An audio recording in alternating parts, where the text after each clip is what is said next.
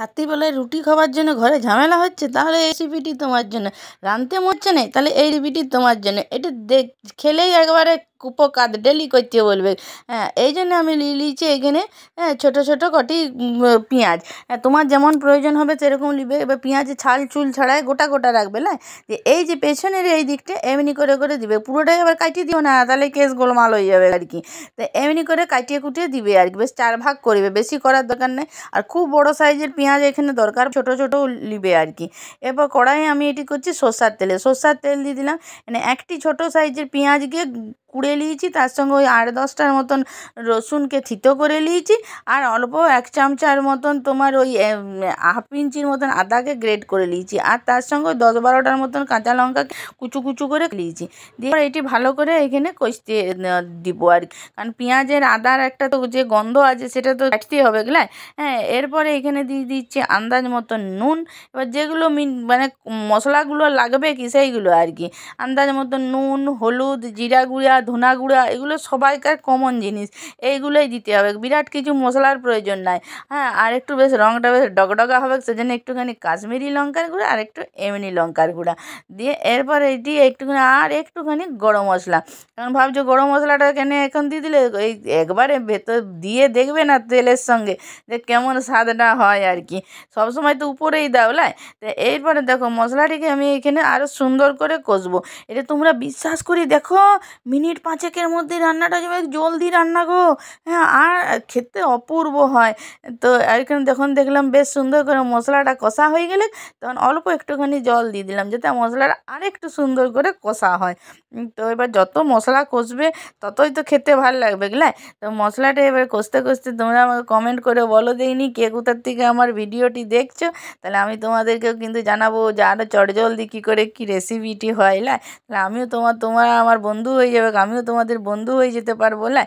দিয়ে এরপর সুন্দর করে যখন কষা গেলো, এনে 2-3 চামচের মতন টক দই এইটির মধ্যে দিয়ে দিলাম। টক দইটি দেওয়ার সময় কিন্তু খেয়াল রাখবে গ্যাসের কিন্তু ফ্লেমটিকে একেবারে লো করে দিবে, তা নাহলে ছানা ছিটা হয়ে যাবে, সে কেমন দেখতে লাগবে, তখন খেতে ভালো লাগবে না আর কি। রাতে রুটির জন্য চটজলদি করছো, দিয়ে যদি ছানা ছিটা হয়ে যায় তাহলে খেতে কেমন লাগবে গেলাই। তো এরপর এটাকে ভালো করে আরও কষবে, মশলা কষারই তো তাই বটে। আর যখন সে পাশে যে সাবস্ক্রাইব বোতামটা আছে সেটা টিপে বেল ঘন্টাটা ডং ডং করে বাজাই দিবে লাই। এরপরে দেখো তোমার বেশি জল দেওয়ার এটা প্রয়োজন নয়, পেঁয়াজ তো জলদি জলদি সিদ্ধ হয়ে যাবে। এরপর তুমি অল্প জল দিয়ে যখন এটা ফুটতে শুরু করলে, এই যে গোটা গোটা পেঁয়াজগুলো যেগুলি কাটা দিক সেগুলি উপর দিকে রাখবে, মুখটি নিচের দিকে রেখে তুমি এইটা এর মধ্যেখানে দিয়ে দিলো। ভাজাভুজি কোনো কিছুর দরকার নাই, একবার করে দেখো না বিশ্বাস করে। হ্যাঁ, দিয়ে এরপরে এইটিকে ভালো করে করে মিনিট 2-3-এর মতন তুমি এইটি ঢাকা দিয়ে রেখে দাও। দেখো আমি ঢাকা চাপা দিয়ে মিনিট 2-3 রাখিয়ে দিলে একদম সুন্দর আর কি রান্নাটা হয়ে যাবে, কিন্তু গ্যাসটাকে একদম সিম করে রাখবে। হ্যাঁ, তবে এটি হবে আর কি, কারণ পেঁয়াজ বেশিক্ষণ সময় লাগে না, তো মিনিট 2-3 পরে তোমাদেরকে আমি আবার দেখাই দিচ্ছি যে এটি দেখো কত সুন্দর হয়েছে আর কি। দেখো কালারটা দেখে কি মনে হচ্ছে মাংসের রান্না, ঠিক কিনা বলো দেখিনি, বুকে হাত দিয়ে বলো কিন্তু রান্নাটা কেমন লাগছে লাই। দিয়ে এই দেখো এবার সুন্দর হয়ে গেছে। এরপরে কী করতে হবে বলে ওই যে কাটা জায়গাগুলো আছে না, সেগুলোকে এমনি করে খুন্তি দিয়ে দিয়ে এমনি করে ভালো করে কাটিয়ে দিবে। এখন তোমাদের মনে হতেই পারে তো এ বাবা একবারে তো কাটিয়ে কুটিয়ে বসাতে পারতে। না গো, কাটিয়ে কুটিয়ে বসালে না তোমার একটু গলিয়ে যাবার ভয় থাকে আর কি। ছোটো ছোটো পেঁয়াজ নিচ্ছি তো, বা বড়ো পেঁয়াজ নিলেও। আর এইটা তোমার তারপর আমি কি বললাম যেটা চটজলদি রান্না, ও কাটাকুটির তো ঝামেলা লাই। তাহলে গোটা গোটা সিদ্ধ করে তুমি এমনি করে খুন্তি দিয়ে তুমি এমনি করে কাটিয়ে দাও না, তাহলে তারপরে জলদি জলদি কাটাটা হয়ে যাবে আর কি। দিয়ে এরপরে দেখো এমনি করে তুমি এমনি করে ভাঙিয়ে দিলেই তাহলে তোমার পেঁয়াজটার মধ্যে আরও সুন্দর করে হয়ে যাবে। একবার তুমি রুটি খাওয়ার জন্য করিয়ে দেখো আর কি, এটা তোমরা কিন্তু পোলাওয়ের সঙ্গে একটু আধটু করে খাইতে পারো, দারুণ খেতে হয় কিন্তু।